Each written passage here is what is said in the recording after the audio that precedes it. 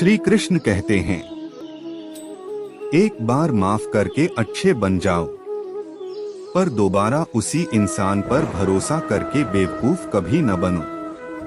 राधा ने श्री कृष्ण से पूछा, प्यार का असली मतलब क्या होता है? श्री कृष्ण ने हंसकर कहा, जहां मतलब होता है वहां प्यार ही कहाँ होता है। हर किसी के अंदर अपनी ताकत और अपनी कमजोरी होती है।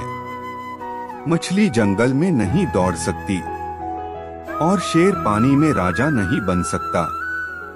इसलिए अहमियत सभी को देनी चाहिए।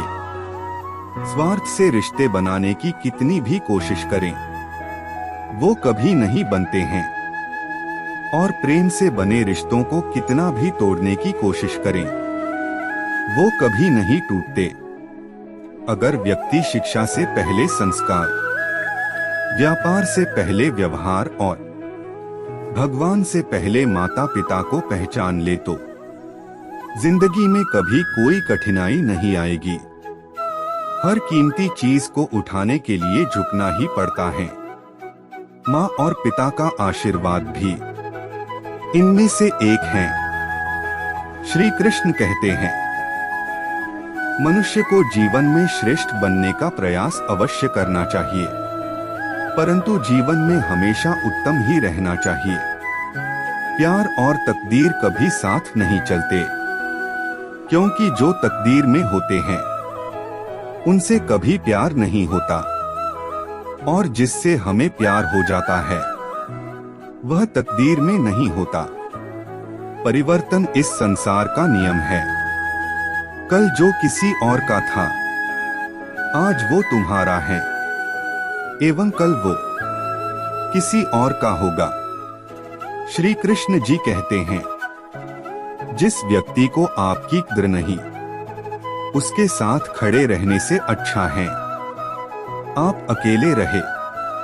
प्रेम एक ऐसा अनुभव है जो मनुष्य को कभी परास्त नहीं होने देता, और घृणा एक ऐसा अनुभव है जो मनुष्य को कभी जीतने नहीं देता।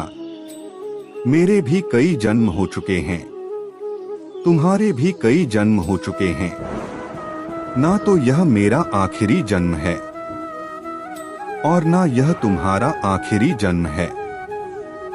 तुम्हारा क्या गया जो तुम रोते हो? तुम क्या लाए थे जो तुमने खो दिया? तुमने क्या पैदा किया था जो नाश हो गया? न तुम कुछ लेकर आए जो लिया, यही से लिया। जो दिया यही पर दिया। जो लिया इसी ईश्वर से लिया, जो दिया इसी को दिया। मैं सभी प्राणियों को समान रूप से देखता हूँ। ना कोई मुझे कम प्रिय है ना अधिक, लेकिन जो मेरी प्रेम पूर्वक आराधना करते हैं वो मेरे भीतर रहते हैं और मैं उनके जीवन में आता हूँ। भरोसा अगर खुद पर रखो तो ताकत बन जाती है, और दूसरों पर रखो तो कमजोरी बन जाती है। आप कब सही थे इसे कोई याद नहीं रखता है, लेकिन तुम कब गलत थे इसे सब लोग याद रखते हैं। रो पड़े कृष्णा ने कहा, मैंने तो सबकी सुनता हूँ, पर मेरा कौन सुनता है। इंसान गलत कार्य करते समय बाएं दाएं आगे पीछे चारों तरफ देखता है, बस ऊपर देखना भूल जाता है। इंसान को इंसान धोखा नहीं देता, बल्कि इंसान को उसकी उम्मीदें धोखा दे जाती है जो वह दूसरों से रखता है। जिसने अपने मन पर विजय प्राप्त कर ली है उसके लिए मन सबसे अच्छा मित्र है, लेकिन जो ऐसा करने में असफल रहा है उसके लिए मन सबसे बड़ा शत्रु है। तुम्हारा कर्तव्य ही तुम्हारा धर्म है। जीवन ना तो भविष्य में है न अतीत में है, जीवन तो बस इस पल में है। जीवन तो इस क्षण का नाम है। मैं ना तो तुम्हारी महंगी भेंट से प्रसन्न होता हूँ ना दिखावटी दान दलायुता से। अगर मेरे मन को हरना है तो मुझे प्रेम से पुकारो, मैं हाजिर हो जाऊंगा। अवास्तविक चीजों को लेकर मन में कभी डर पैदा मत होने दो, वो वास्तविक नहीं है। वह ना तो कभी था और ना कभी होगा। इसके विपरीत जो वास्तविक है वह हमेशा से था और उसे ना तो बदला जा सकता है ना कभी नष्ट किया जा सकता है।